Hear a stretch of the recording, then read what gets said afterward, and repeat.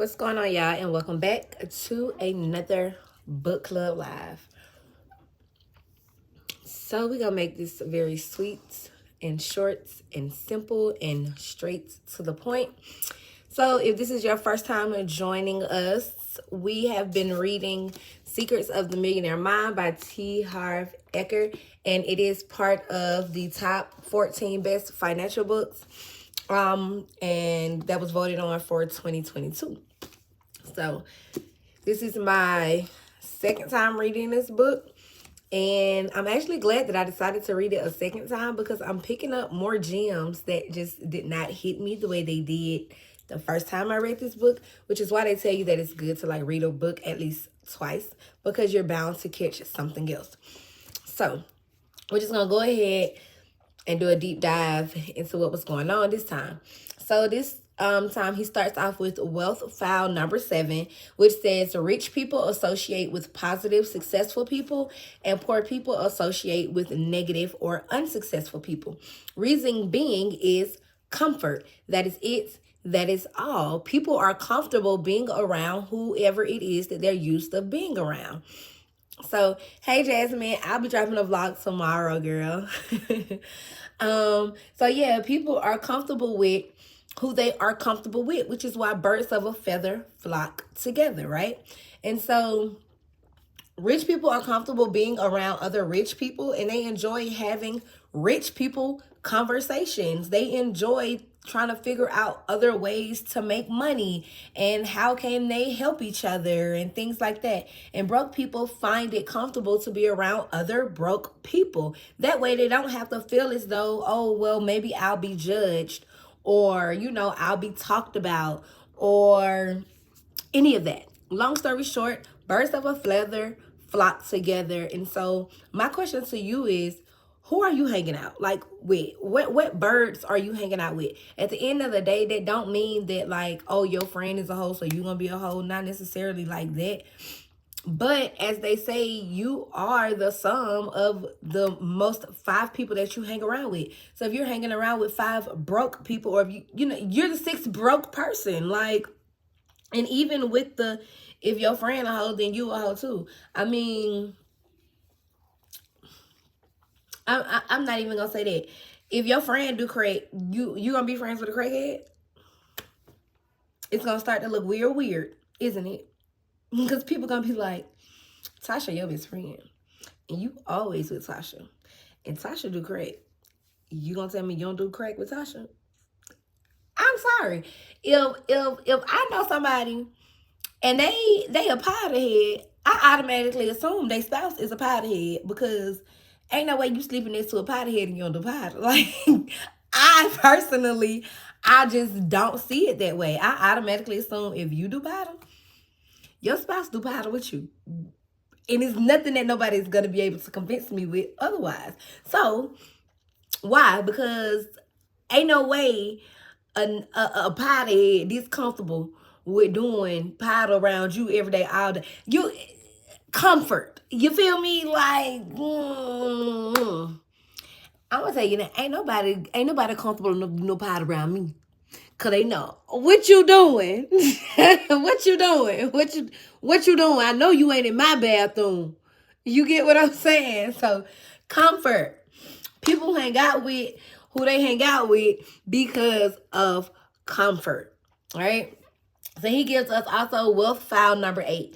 Rich people are willing to promote themselves and their value. Poor people think negatively about selling and promoting. Are you one of those people? Like, are you one of those people who you feel like, oh, every time I get on her vlog, she promoting her business? You know what I'm saying? Not necessarily me, because I really feel like I don't promote my businesses nowhere near as much as I should on my vlogs. But anyway. So are you one of those people that feel like that? Like, no, she promote herself too much. I don't want to why does somebody else promoting their business offend you? Like, I really want to know the answer to that. That's what I want to know. Why do you feel negatively about somebody promoting whatever it is they got going on their platform? Like, that just never made sense to me. That always gave me hater vibes. Like, are you low-key a hater? Because why would it bother you that Samantha is pushing Samantha's boutique on Samantha's, you know what I mean? Yeah. So then he also goes to say, people who have issues with selling or promoting are usually broke. And it makes sense, because how do you have a business?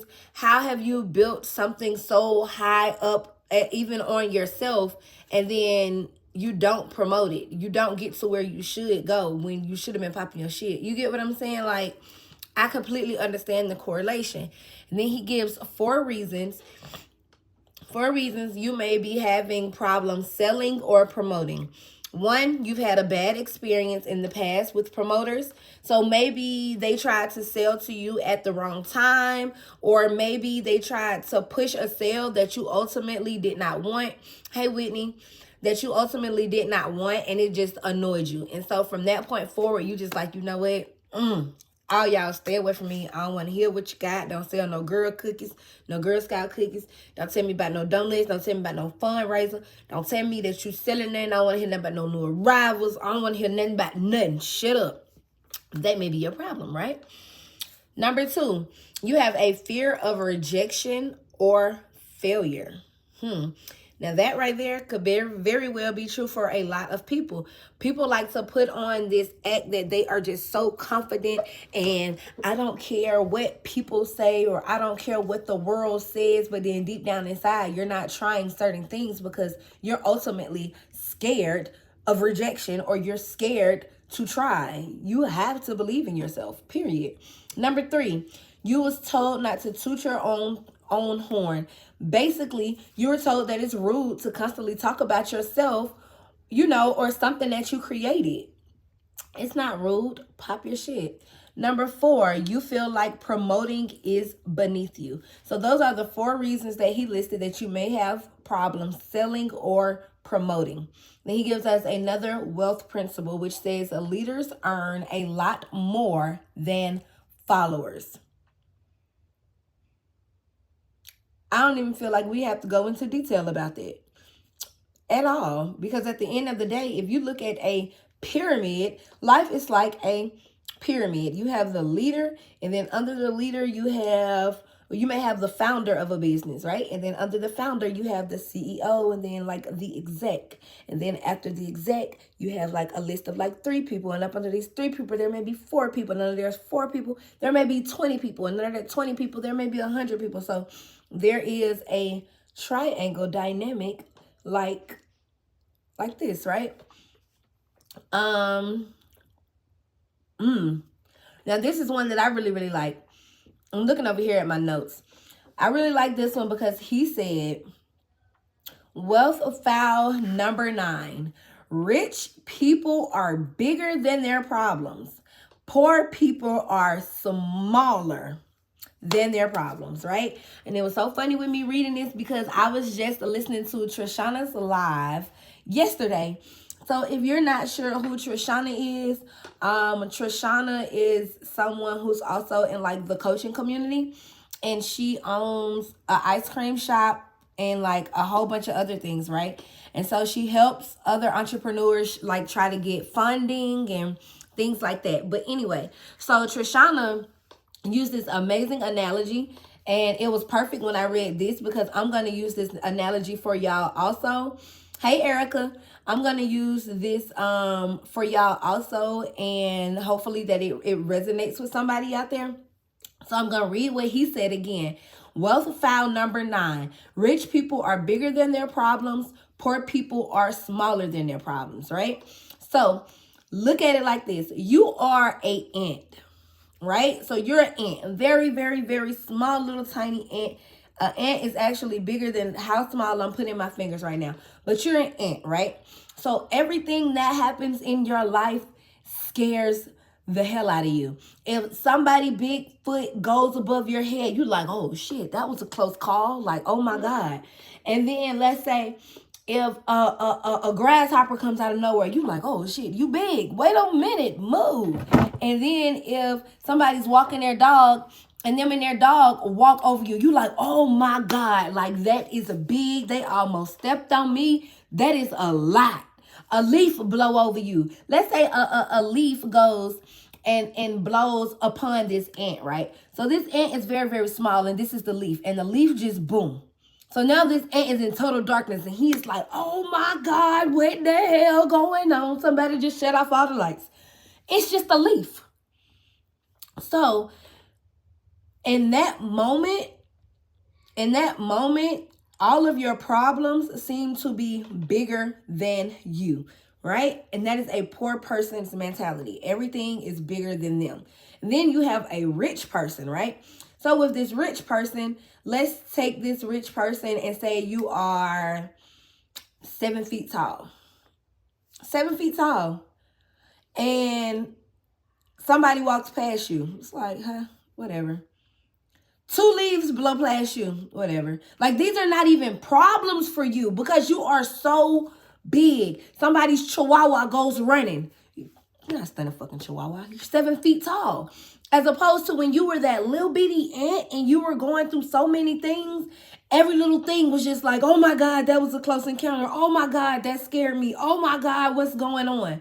Because you were so small that everything, so when you are now 7 feet tall, all of these things that bothered you when you were this little bitty ant, small thing to a giant. You understand? So that is that analogy. I hope that kind of made sense into correlation to what he said. And then he goes in to say, here's another wealth principle, right? Which also goes hand in hand with that. One of the wealth principles he talked about was the secret to success is not to try to avoid or get rid of or shrink your problems. The secret is to grow yourself so that you are bigger than any problem. I'm going to repeat that, right? The secret to success is not to try to avoid or get rid of or shrink your problems. The secret is to grow yourself so that you are bigger than any problem. So I wrote down a modern day example of this because I want this to resonate with y'all in y'all mind so that once y'all leave this live, you kind of leave it feeling bigger than any problem that you may encounter. So my modern day example of that was, let's say you're broke with only $25 in your account and your tire blows on a Saturday morning. You just minding your business. You going to brunch and your tire blow on a Saturday morning. Your whole weekend in that moment can possibly be destroyed. And now you're thinking past the weekend because it's Saturday morning. I ain't gonna say you're going to brunch because I just said you had $25 in your account. So I don't know where you're going, but you was going somewhere.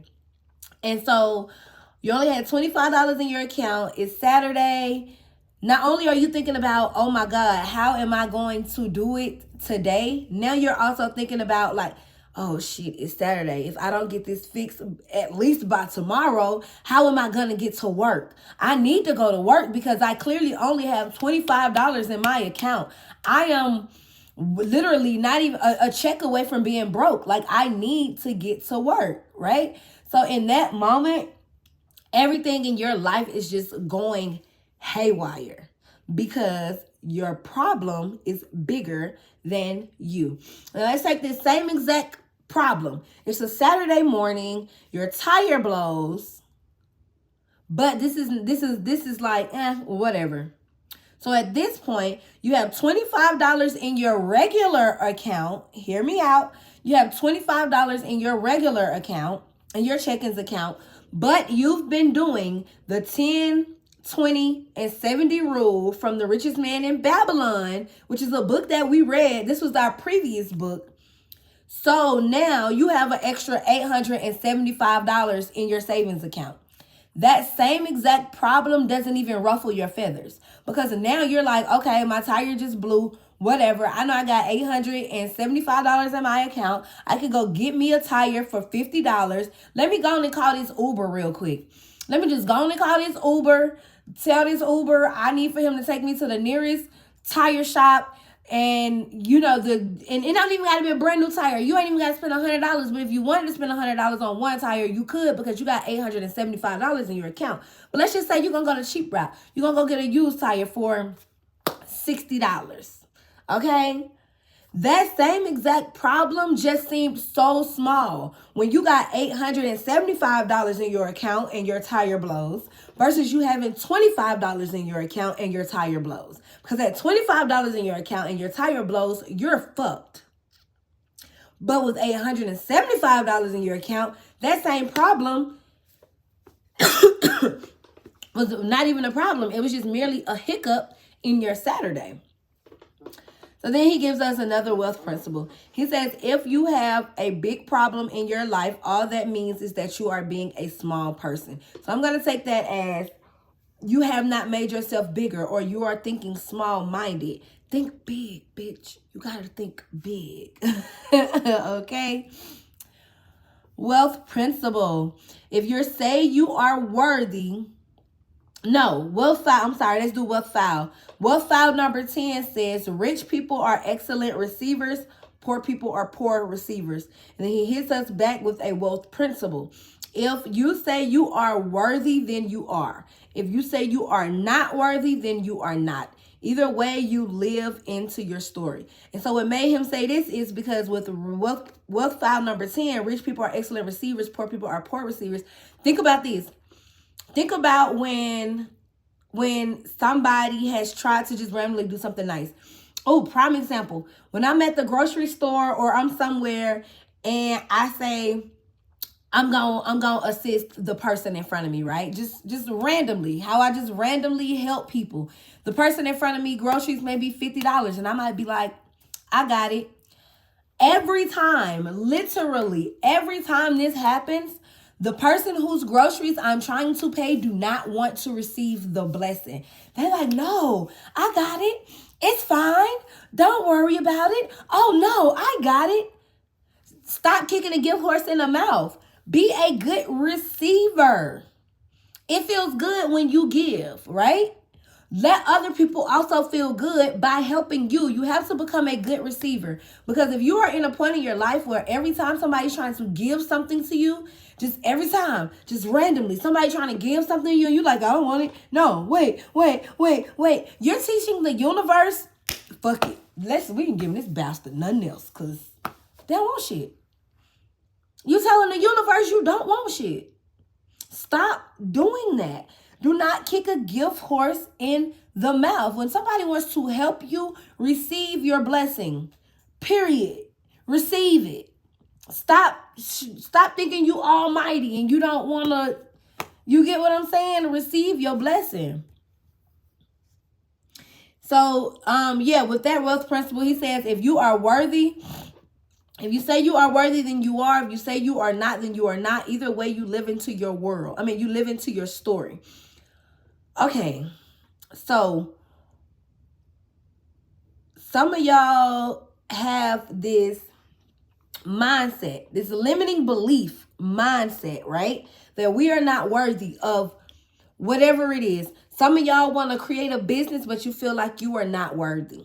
You live with this thought process and this feeling in your heart of you not being worthy because of something that somebody else has told you. Somebody told you that business was not going to work. Somebody told you was going to be a horrible mom. Somebody told you was going to be a horrible wife. Somebody told you was going to be a horrible husband. Somebody told you couldn't do shit and you believed them.